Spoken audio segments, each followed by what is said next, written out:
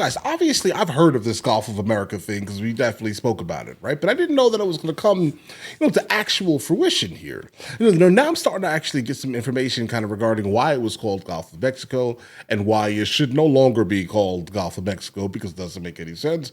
It's no longer Mexico. Like, we have the majority of the Gulf. So, Gulf of America.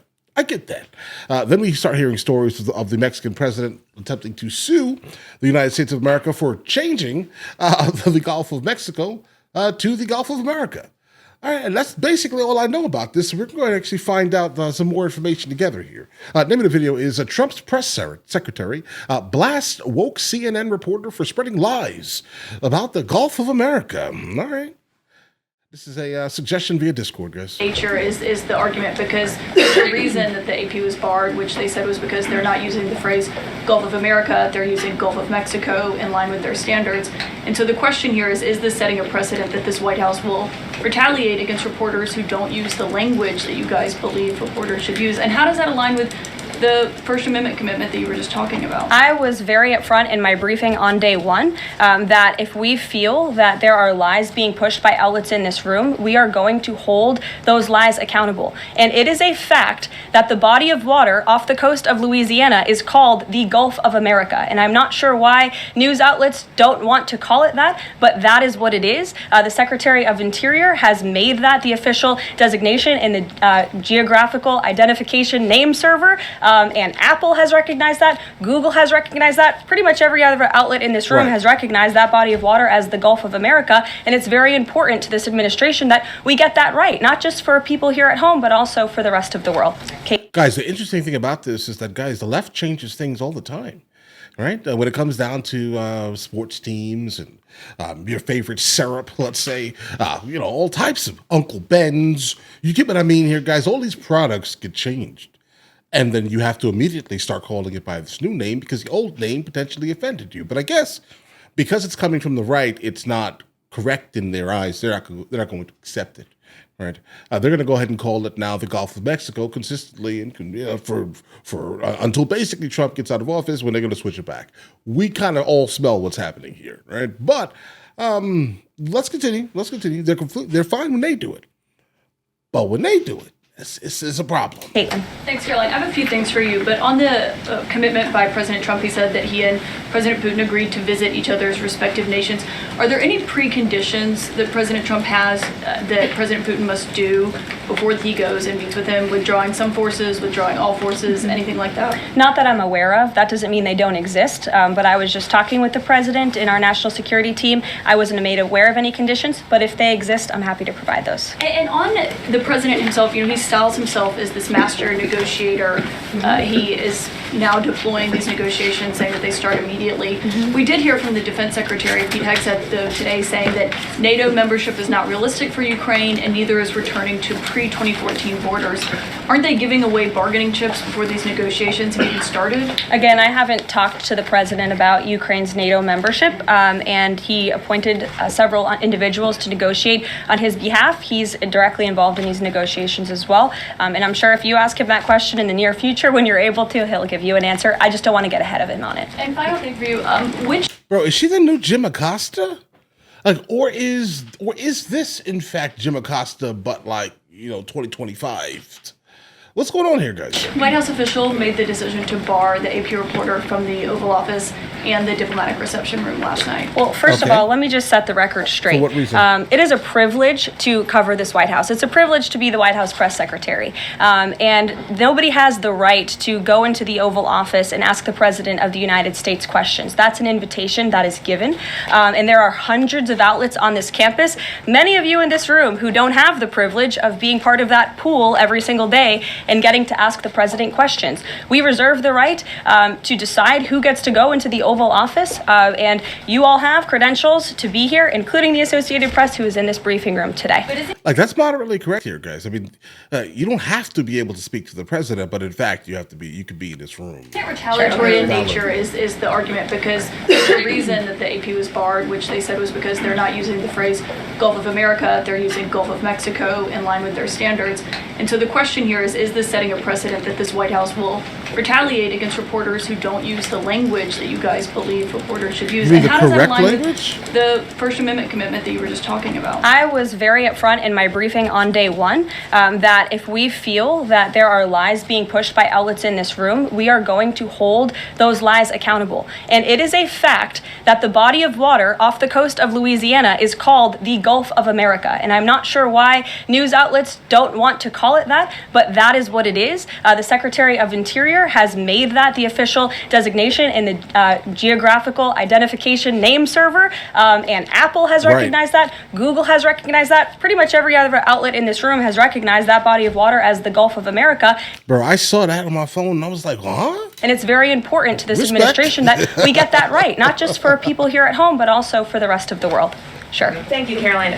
The prisoner exchange with Coffee. Russia coming at the same time as the president is now announcing negotiations to end the war in Ukraine. The timing of that is hard to ignore. Was Ukraine discussed as part of this prisoner swap? I was not involved in those discussions, so I can't comment on whether that came up or not. What I can say is that this was a very good deal for the United States of America and for the rest of the world. As you know, we have confirmed that the Russian who will be returning home very soon, Alexander Vinnik, was a non-violent crypto criminal, and as part of this exchange, he has forfeited more than $100 million that he obtained in that illegal crime. And in exchange, of course, we got Mark Fogel, who is a middle school teacher who kissed the American soil, but kissed the ground last night when he returned to the United States of America. It was a great deal and a great day for our country, and I think everybody, regardless of political affiliation, agrees with that. And Okay, guys, but what did Mark Fogel do? was Russia made aware ahead of time of the parameters that the administration and Secretary Hegseth was going to be announcing today? Oh, The NATO apologies. perimeters? Yes. I'm not sure. You'd have to ask Secretary Hegseth in the Defense Department on that, since he announced them. Jackie. Thank you, Caroline. Just to be clear, so when we're listening for a shift in position on U.S. policy, should we only listen to the president and maybe not the Secretary of Defense? Because what he outlined today would represent a shift in U.S. policy. I'm not saying that. I'm just saying I speak for the President of the United States behind this podium, and I will let him discuss that. Can you tell us any more? Okay, so really quickly, he's actually, Mark Fogel, he is in fact listed as a trafficker of narcotics. But then I look a little deeper, okay? Always look a little deeper. And you find out that it's basically medical grade greenery, let's say. It was for medicinal purposes. He was sentenced to 14 years in prison. Now, did you know that you can't really travel with these type of things in other countries, guys? I don't think that 14 years should be applicable for the crime, let's say. But you guys, when you travel, you have to be very safe with what you bring into certain countries. More about the next hostage releases. I understand that Yeah. Americans coming out today. Sure, I'm glad you asked. It speaks to President Trump's deal-making ability, and we can confirm the safe release of one American and two individuals from Belarus, one of whom worked for Radio Liberty. Out of respect for the privacy of these individuals, their request, we have no further details to announce on their identities, but we can confirm that one American was released today, and it's a remarkable victory on the heels of Mark Fogel returning to America last night. Anything on who the U.S. might be releasing in exchange? I don't have details on that at this moment. Anyone in exchange? I don't have details on that at this moment. I do know that these three individuals have been released and are on their way home to their respective countries. Ouija. Caroline, thank you so much. Can you explain how President Trump envisions the war in Russia and Ukraine coming to an end? Does he expect Ukraine to hand over all the territory in question? Again, these negotiations are ongoing. I will allow the president to divulge any red lines that he may set, but I think as deals in the past have come to fruition, the president has proven one of the things that makes him a very effective negotiator is not revealing what he's anticipating from both sides, but he is at the forefront of these negotiations in addition to the very qualified individuals who he's tasked with speaking to both President Putin and President Zelensky. Yeah, guys, listen, guys, Russia's not going to stop. All right, and there's nothing that we can specifically say to them that's going to be like, you know what? Like, guys, we've already ruined their currency. We've already ruined their economy. They already decided that they were going to go ahead and start like the BRICS currency with all the other BRICS nations, guys. All right? They don't care anymore. So either you're going to let them keep what they conquered, or they're not going to stop. And then, things can get really, really dicey out there, like WW3 type dicey. All right, so they're going to have to keep that land, guys. Speaking of deals, a meeting with the President of the United States offers any foreign leader credibility. Was it part of the prisoner swap with Fogel that President Trump agreed to meet with Putin? Again, I was already asked this question. I said I was not made aware of that, but we can certainly get you an answer on that. I'll check in with the NSC. Sure, Monica. Thanks, Caroline. It's clear that this administration is dedicated to both truth and transparency. We know that with DOJ, but we also know that because this administration recently announced it's going to declassify the assassinations of Martin Luther King Jr., JFK, and RFK. I'm wondering, is it likely that we're going to see more information regarding the assassination attempts on the president's life while he was on the campaign trail? In regards to the assassination of the individuals you mentioned, President Trump signed that executive order directing the respective agencies to do it. I know that that process continues and is ongoing. He's committed to transparency in the declassification of these very important files that I think many Americans are not only interested in learning about, but also have the right to know about. As for the two heinous assassination attempts on the president's life, he's spoken to this publicly. I've spoken to him about it privately. And, as he said publicly to all of you, he feels he has a right to know about further information about the individuals who tried to kill him, tried to take his life. And so if and when we get that information, I'll leave it up to the president to decide whether or not he would like to reveal it. But I believe in the effort of transparency that we've seen consistently from this president, he certainly will. Okay, guys. Yeah, I definitely think that all of these cases are heinous, but how she basically worded it is a little tricky. She basically kind of made it seem that only Trump's attempts were heinous versus the other two who actually were deleted. You get what I mean here, guys? Just the wording is a little bit tricky, but all of these instances were, in fact, heinous. Daniel. Thanks, Caroline. I wanted to ask you about the $59 million that FEMA sent to New York City migrant hotels. Secretary Kristi Noem just put out a statement saying that she clawed back the full payment that FEMA activists unilaterally gave to NYC migrant hotels. She wrote, "Mark my words, there will not be a single penny spent that goes against the interest and safety of the American people."